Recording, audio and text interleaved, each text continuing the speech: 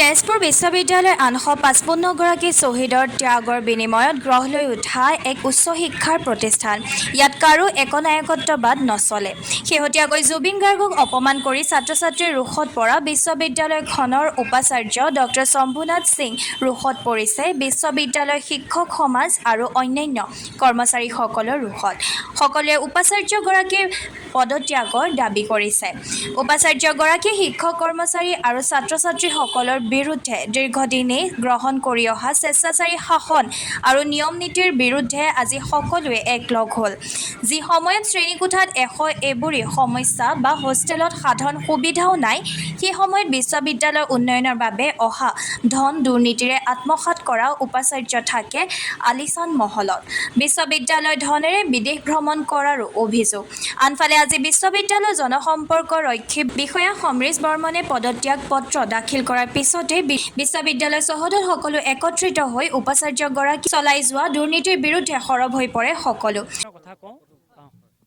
মই মোৰ ৰেজিগনেশ্যনৰ কথা কওঁ। মই ৰেজিগনেশ্যন দিয়াৰ মূলতে হৈ গ'ল আমাৰ যিজন ভাইচ চেঞ্চেলাৰ আছে কাৰেণ্ট প্ৰফেচৰ শম্ভুনাথ সিং, তেওঁৰ এডমিনিষ্ট্ৰেটিভ ফেইলিয়াৰৰ কাৰণে আজি আমাৰ বিশ্ববিদ্যালয়ৰ এনেকুৱা অৱস্থা হৈছে।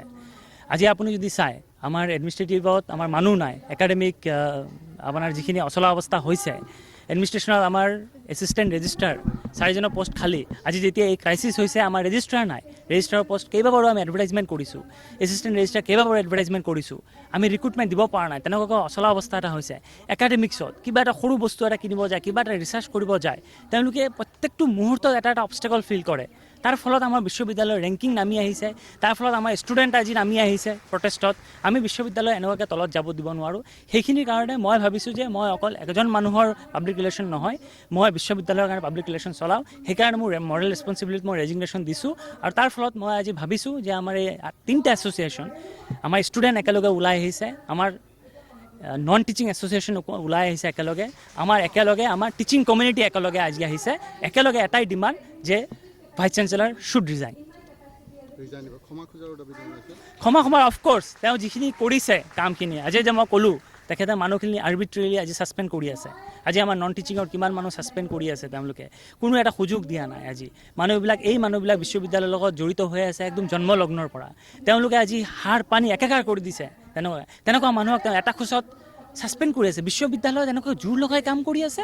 বিশ্ববিদ্যালয় য'ত নেকি আইডিয়াজ অফ এক্সচেঞ্জ থাকে, আপুনি কথা পতাৰ আপোনাৰ ফ্ৰীডম থাকে, তাত আপুনি এটা ভয়ৰ পৰিৱেশ সৃষ্টি কৰিছে। বিশ্ববিদ্যালয় এইটো নহয়, ভয়ৰ পৰিৱেশত বিশ্ববিদ্যালয় নচলে। তেওঁ ভয়ৰ পৰিৱেশটো সৃষ্টি কৰিছে। He must go', he should apologize and he must resign. এই জ্যোতিপ্ৰসাদৰ যিটো স্কেচত আমাৰ বিশ্ববিদ্যালয়ৰ গেটটো আছে, সেই বিশ্ববিদ্যালয়ৰ গেটেদি যাওঁ তেওঁ নাহে, সেইটোৱে আমাৰ ডিমাণ্ড। সেইটোতো আৰু আপোনালোকে অলৰেডি গম পাইছে, আমাৰ আৱেগেই আমাৰ আৱেগৰ লগত তেখেত খেলিছে আৰু তাৰ ফলতে এই স্বতঃস্ফূৰ্ত প্ৰতিবাদ আজি হৈ আছে। গতিকে তাৰমানে আপুনি গম পায় যে মানে এই বিশ্ববিদ্যালয় এই লিডাৰশ্বিপৰ আণ্ডাৰত কি পৰিস্থিতিত আছে।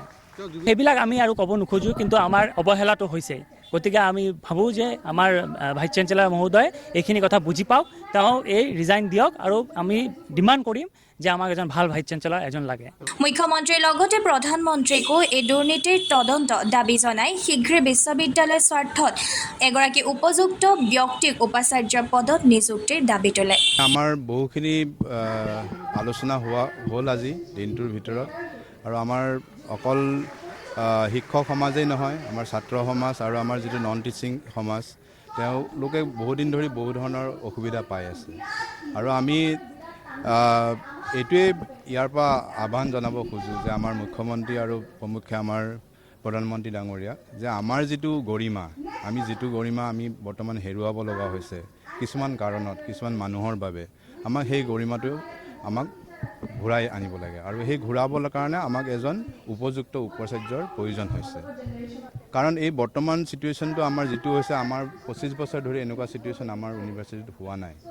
গতিকে আমি ভাবোঁ আমাৰ প্ৰত্যেকজন মানুহে কৈছে, ইয়াতে আপোনালোকে শুনিছে যে আমাৰ এজন নতুন উপযুক্ত এজন উপাচাৰ্য আনিব লাগে, আৰু তেওঁ সেই এনেকুৱা এজন মানুহ আনিব লাগে যিয়ে আমাৰ তেজপুৰ বিশ্ববিদ্যালয়ত আমাৰ যিটো গৰিমা আছিলে সেইটো যাতে আমি আকৌ উভতাই আনিব পাৰোঁ, আৰু ইয়াতে যাতে এটা শৈক্ষিক পৰিৱেশ আগৰ দৰে আমি ঘূৰাই আনিব পাৰোঁ। আমাৰ সেইটোৱে আচলতে ইয়াৰ দ্বাৰা আমি আমাৰ মুখ্যমন্ত্ৰী ডাঙৰীয়া আৰু প্ৰমুখ্যে আমাৰ প্ৰধানমন্ত্ৰী ডাঙৰীয়াক আমি ক'বলৈ বিচাৰিছোঁ।